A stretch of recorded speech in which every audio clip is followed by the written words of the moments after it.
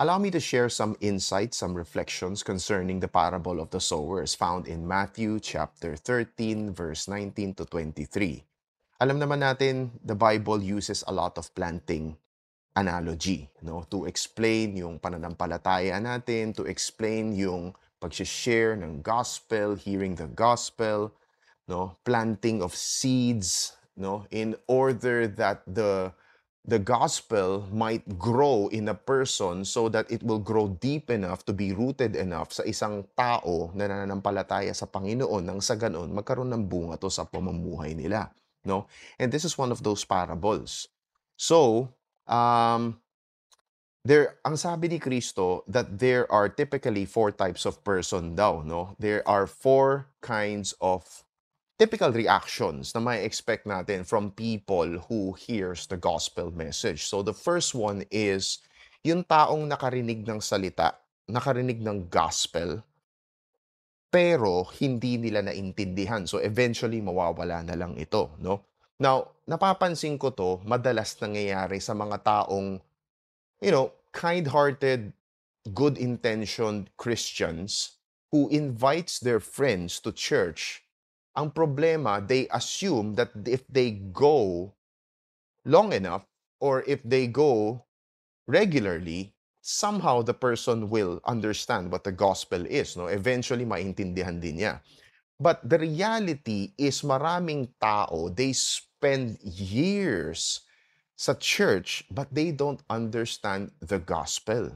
So yun ang problema, no? Ang problema pa sometimes is that the person who invites the unbeliever to church, siya mismo hindi niya mai-explain kasi hindi rin niya naiintindihan ng maayos, no? So that's a problem. And if you don't understand the core message of the Bible, no, you're like a salesman who doesn't know your product, no, and that is really problematic. Now, when we talk about the gospel, we're not just simply talking about any kind of message in the Bible, no. Yun ang madalas natin naririnig when we hear the gospel, no. Sinasabi the gospel is the Bible. Yeah, it contains the gospel, but can you be more specific about the gospel? So the gospel is the death, burial, and the resurrection of Jesus Christ. So, what does this mean for us? It means to say that He paid for our sins, He died for us on the cross, and now He is alive. And that power to be resurrected, He is going to give us that power as well, no, in order na tayo will be resurrected with Him as well if we only accept Him as Lord and Savior, if we will give our allegiance to Him, our faith sa Kanya, no? That is the gospel message. It's not kung ano-anong klaseng mensahe or ano-anong klaseng um, devotional na mababasa mo sa Biblia, no? So let me be very clear about that. The second type of person is the kind of person who hears the gospel, tuwang-tuwa sila, no? But then since the roots doesn't go deep enough into the ground, ang nangyayari is that pag dumating na ang panahon ng pagsubok, pag dumating na ang time na tinitira na sila, inaalas kinokontra na sila ng mga hindi naniniwala kay Kristo, sila mismo bumibitaw sila. Now, this typically happens kapag mali ang expectation na binibigay natin sa tao. Minsan sinasabi natin ganun hindi lang magkakaroon ka ng pardon, hindi ka lang patatawarin ng Panginoon, hindi lang magkakaroon ka ng habang buhay or hindi lang eternal life, no? But you're also gonna be blessed, no? Habang nabubuhay ka, magkakaroon ka ng yaman, magkakaroon ka ng good health, magkakaroon ka ng bahay, lupa at kung ano-ano pang mga pangarap mo sa buhay ay matutupad, no? So this is a false promise. The reality is, if you take a look at what happened to the apostles, you take a look at, a lot of believers really suffered for the gospel, okay? They really suffered in the name of Christ. So this is not accurate, no? This is setting the wrong expectations.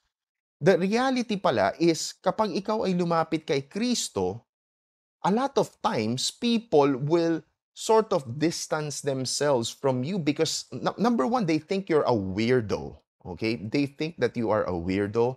No, sometimes you would even be disowned by your own family. Yun na nakakalungkot, and that happens a lot.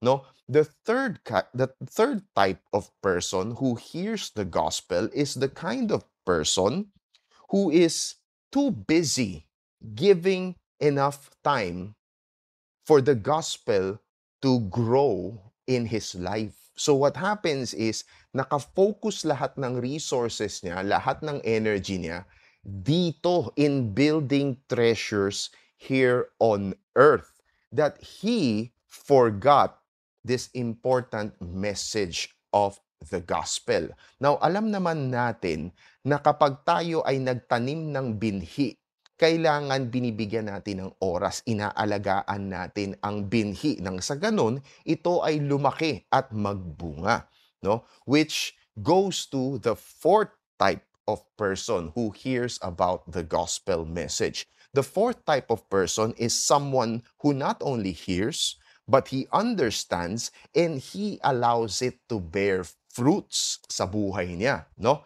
So these are the people who we consider as true believers. Now think about this. Hindi ako hardinero, pero alam ko hindi mabilis ang magtanim at magpalago ng tinatanim mo, no? It takes time. Maglalagay ka ng seed sa lupa, you need to make sure yung lupa ay mataba. You need to make sure that there is enough sunlight, enough water, enough nutrients, no? Sometimes hindi pwedeng sobra, no, ang sunlight kasi pwedeng mamatay, malanta, no? Hindi din pwedeng sobrang tubig. So everything has to be balanced, no? So it's the same thing with the life of a believer.